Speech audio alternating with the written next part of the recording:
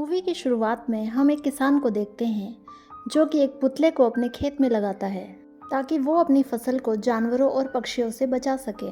लेकिन तभी हमें पता चलता है कि वो कोई पुतला नहीं बल्कि जिंदा एक लड़की होती है और उसे कपड़ों में लपेटकर पुतले की तरह उसे वहां बांध दिया गया है। और तभी वहां बहुत सारे पक्षी आते हैं और वो उस लड़की की आंखों को बाहर निकाल लेते हैं।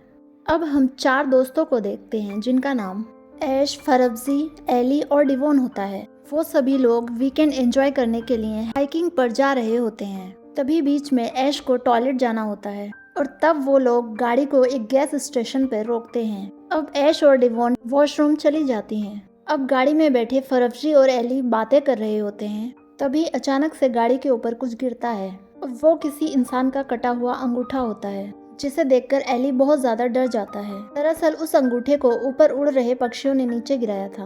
अब बर्फजी वाइपर ऑन करके उसे नीचे गिराने की कोशिश करता है लेकिन उसका ब्लड कांच पर फैल जाता है। अब एली गाड़ी से बाहर निकलकर ऐश और डिवोन को अपनी बातों में बिजी रखता है ताकि वो इस कटे थंब को देखकर ना डरे। तब तक बर्फजी सब कुछ साफ कर देता है और अब वो सभी को बताता है कि यहाँ से कुछ दूरी पर एक लेक और खाड़ी है जहाँ जाकर हम आज का दिन स्पेंड कर सकते हैं। बाकी तीनों फ्रेंड्स उसकी बात को मान लेते हैं और अब वो लोग अपनी गाड़ी वहीं पार्क करके पैदल ही लेक की तरफ निकल जाते हैं। और आगे जाते ही उन्हें एक बोर्ड मिलता है जहाँ पर लिखा होता है कि इससे आगे जाना मना है। लेकिन वो सारे फ्रेंड्स उस पर ध्यान दिए बिना ही आगे निकल जाते हैं। और अब आगे जाने पर उन्हें खेत में लगा हुआ वो पुतला दिखाई देता है और वो सभी उस फार्म से होते हुए आगे निकल जाते हैं। अब डिवोन देखती है कि उस एरिया में मोबाइल नेटवर्क भी नहीं होता, इसलिए वो फरब्सी पर काफ़ी गुस्सा होती है क्योंकि उसी ने यहाँ आने के लिए ये लोकेशन सेलेक्ट की थी। आगे जाने पर ऐश को एक कौवा उंगली खाते हुए दिखाई देता है और ये देखकर वो काफ़ी डर जाती है। लेकिन फरब्सी उनसे झूठ बोलते हुए कहता है कि वो तो सिर्फ किसी कीड़े को खा रहा था। और अब वो सभी बिना सोचे आगे की तरफ निकल जाते हैं जबकि एली और फरब्सी को पता होता है कि वो किसी इंसान की उंगली थी। उसी वक्त हम एक आदमी को खेत में भागते हुए देखते हैं जिसके मुंह पर एक नकाब होता है। अब वो अपना नकाब हटाता है और जोर जोर से हेल्प के लिए चिल्लाने लगता है।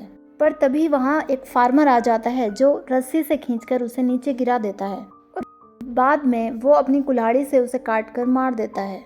अब वो चारों चलते चलते काफ़ी थक जाते हैं। तभी फरब्सी अपने अंडरवियर से एक वाइन कैन निकाल कर ऐश को देता है और वो दोनों उन दोनों को वहीं रुकने के लिए कहकर लेक देखने के लिए चले जाते हैं। तभी हम देखते हैं कि ऐश और डिवोन को झाड़ी के पीछे छिपकर कोई देख रहा होता है। वहीं आगे जाकर बर्फसी देखता है कि ये पॉन्ड उनके एकदम सामने ही है, इसलिए ऐश और डिवोन भी अब ऊपर चली जाती हैं और वो सभी तालाब को देखकर बहुत ज़्यादा खुश होते हैं। तभी बर्फसी अपने पूरे कपड़े निकाल कर तालाब के अंदर चला जाता है और बाद में वो दोनों लड़कियां भी तैरने के लिए चली जाती हैं। लेकिन एली अभी तक बाहर ही खड़ा होता है क्योंकि वो ऐश से प्यार करता है और उसे उन सब के साथ इस तरह नहाने में शर्म आ रही थी। अब ऐश उसे अंदर आने के लिए बोलती है तो उसकी बात सुनकर वो अंदर चला जाता है और वो चारों मिलकर वहाँ पर काफ़ी एंजॉय करते हैं। और काफ़ी देर नहाने के बाद वो सब बाहर आकर अपने कपड़े चेंज करते हैं। अब डिवोन कहती है कि मैं बहुत ज़्यादा थक चुकी हूँ, इसलिए मैं और ऐश अब यहीं पर रुकते हैं और तुम दोनों जाकर गाड़ी यहीं पर ले आओ। बर्फसी उसकी बात मान लेता है और एली के साथ वहाँ से गाड़ी लेने के लिए निकल जाता है। अब ऐश और डिवोन वहाँ अकेली बैठी होती हैं। तभी ऐश को वहाँ किसी के होने का एहसास होता है लेकिन डिवोन उसकी बात नहीं मानती है। वहीं दूसरी तरफ वो दोनों एक गैस स्टेशन पे पहुँचते हैं तो देखते हैं कि उनकी कार वहाँ नहीं होती और ये देखकर वो दोनों काफ़ी परेशान हो जाते हैं। बर्फसी एली पर चिल्लाने लगता है क्योंकि वो कार उसके अंकल की थी जिसे वो ट्रिप के लिए उधार मांग कर लाया था, जिससे उन दोनों के बीच अब झगड़ा होने लगता है। दूसरी तरफ एली और डिवोन को फिर से किसी के होने का एहसास होता है और वो दोनों अब वहाँ से डरकर भाग जाती हैं और दौड़ते हुए वो उन दोनों के पास पहुँच जाती हैं। उन दोनों को देखकर एली और बर्फसी शांत हो जाते हैं और उन्हें बताते हैं कि हमारी कार चोरी हो गई है। अब ये सुनकर ऐश और डिवोन दोनों परेशान हो जाती हैं क्योंकि अब शाम होने वाली है और वो सभी भूखे और प्यासे होते हैं क्योंकि उन सबके खाने पीने का सामान उस गाड़ी के अंदर ही था। अब वो लोग बातें कर रहे होते हैं तभी उन्हें वो फार्मर दिखाई देता है जिसे देखकर वो सभी हेल्प के लिए चिल्लाते हैं लेकिन वो उनकी बात को सुने बिना ही वहाँ से चला जाता है। इसलिए वो लोग अब उस खेत में जाकर उसे ढूंढने का फैसला करते हैं लेकिन वहाँ पर एक कटेली जाली होती है और उनको उस जाली से निकलने में बहुत दिक्कत होती है। बाकी लोग तो किसी तरह निकलकर वहाँ से चले जाते हैं, लेकिन फरप्सी के निकलते टाइम एक वायर उसके पैर में फंस जाता है और वो दर्द से चिल्लाने लगता है। एली वायर को बाहर निकालता है तो उसका पैर और ज़्यादा जख्मी हो जाता है, इसलिए वो अपनी शर्ट से उसकी ब्लीडिंग को रोकता है।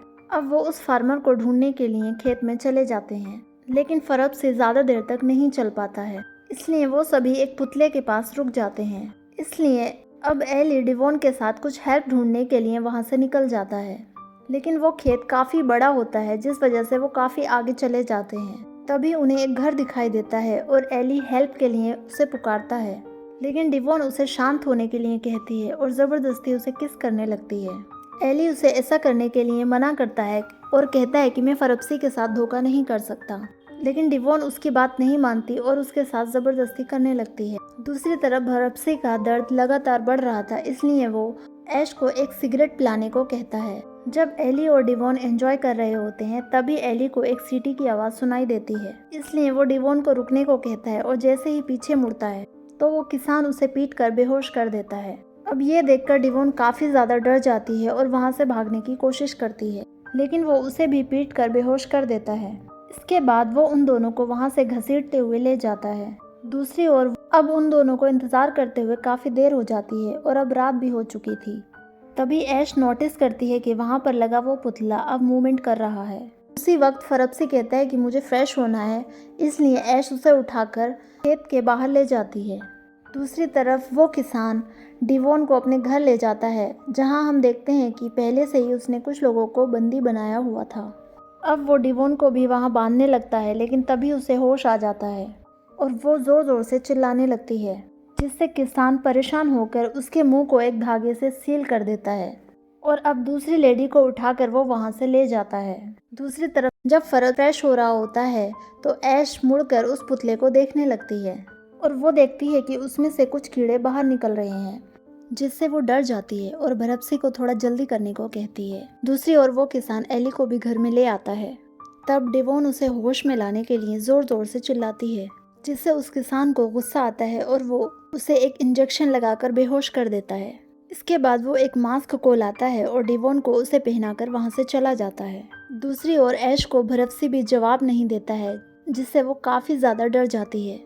तभी पीछे से उसे कोई पकड़ लेता है और वो आदमी उसे चुप होने के लिए कहता है और उन्हें बताता है कि तुम लोगों ने यहाँ आकर बहुत बड़ी गलती की है। बाद में वो उसे अपने साथ चलने के लिए कहता है और वो दोनों वहाँ से चले जाते हैं और वो आदमी उसे उस घर में ले जाता है और बताता है कि यहाँ पर जितने भी पुतले हैं वो एक जिंदा इंसान हैं और ये सब मेरे डैड करते हैं, क्योंकि मेरी माँ की मौत के बाद उन्हें सदमा लगा था। उसके बाद वो यहाँ पर आने वाले किसी भी इंसान को नहीं छोड़ते हैं। वो दोनों बातें कर ही रहे होते हैं कि बाहर से कोई दरवाज़ा ज़ोर ज़ोर से खटखटाता है। अब वो आदमी ऐश को छिपने के लिए कहता है, क्योंकि बाहर उसका डैड होता है। वहाँ पर उसका डैड फरप्सी को भी ले आता है और उसे बांधने लगते हैं। अब वो आदमी एली की बॉडी को एक लकड़ी के क्रॉस पर बांधकर उसके हाथ में कीले ठोक देता है। ये सीन वहाँ छुपी ऐश से नहीं देखा जाता, इसलिए वो बाहर निकलकर उसे रोकती है, लेकिन वो किसान उसे भी पीटकर बेहोश कर देता है। अब वो दोनों एली को भी बाहर ले जाकर उसका भी पुतला बना देते हैं। वहीं जब ऐश को होश आता है तो वो अपने आप को बंधा हुआ पाती है। तभी उसके पास उस किसान का बेटा आता है, जो उसे खोलकर वहाँ से बाहर ले जाता है और उसे एक टॉर्च देते हुए कहता है कि तुम जिस रास्ते से यहाँ पर आई थी उसी रास्ते से वापस चली जाना, वहाँ से कुछ आगे जाकर तुम्हें एक रोड मिल जाएगी। लेकिन उसी वक्त उसका डेविल डैड वहाँ पर आ जाता है और तब उसका सन उस पर चाकू तानकर ऐश को वहाँ से बाहर निकाल देता है। लेकिन उसके बाद वो अपने डैड से माफ़ी मांगने लगता है, तभी वो उसी के चाकू से उसे मार देता है। वहीं ऐश खेत में भागती होती है, लेकिन उसे वहाँ से बाहर निकलने का कोई रास्ता नहीं नजर आता। तभी उसे एक पुतला दिखाई देता है और वो एली समझकर उसके पास जाती है, लेकिन वो वही किसान होता है, जिसे देखकर ऐश वहाँ से भागने लगती है, लेकिन वो भी उसका पीछा करने लगता है। आगे जाकर ऐश नीचे गिर जाती है। तभी वो आदमी वहाँ आकर उसके साथ ज़बरदस्ती करने लगता है और वो उस पर चाकू से अटैक करके उसे बहुत ज़्यादा जख्मी कर देती है और वो उसे घायल समझकर वहाँ से भागने लगती है। तभी उसे किसी के रोने की आवाज़ सुनाई देती है और वो फरप्सी होता है, जिसका पुतला बनाया हुआ था।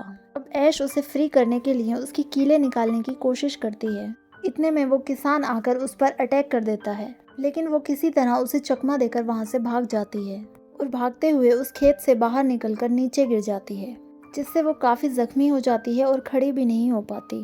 तभी उसे वहाँ खड़ी एक गाड़ी नज़र आती है, लेकिन उसमें बैठे कपल हाई म्यूजिक वॉल्यूम के साथ इंटीमेट हो रहे थे, जिस वजह से वो ऐश के चिल्लाने की आवाज़ नहीं सुन पाते और तभी वो किलर उसे घसीटते हुए वापस ले जाता है। और मूवी के एंड में हम बहुत सारे पुतले देखते हैं और जो मूवी के स्टार्टिंग में हमने पुतला देखा था वो किसी और का नहीं बल्कि ऐश का ही होता है। और इसी के साथ ये बेहतरीन मूवी यहीं पर एंड हो जाती है। मूवी पसंद आई हो तो वीडियो को लाइक करें और मेरे चैनल पर नए हैं तो उसे प्लीज़ सब्सक्राइब करें।